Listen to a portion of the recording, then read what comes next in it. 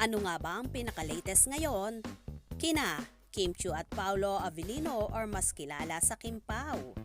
Dinumog nga ng Kim Pao supporters ang Araneta Coliseum para lang masilayan at suportahan ang pinakabagong tandem ni na Kim Chiu at Paolo Avellino. Halos lahat ay nagtilian sa kanilang nakitang sweetness ng Kim Pao. Simula pa lang ay didumagundong na ang kanilang fandom na hindi nagpakabog at nagpahuli sa lahat ng naroroon.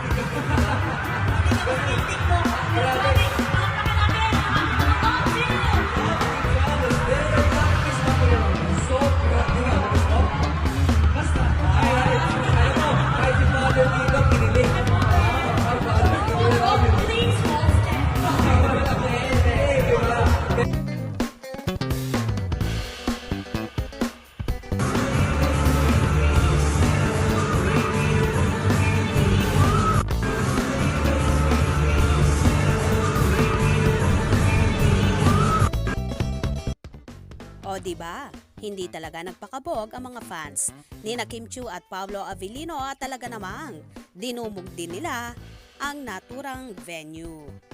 Kaya naman tumutok at huwag na huwag pahuhuli sa mga maiinit na kaganapan. Anong inyong magiging reaction sa video ito? Comment below.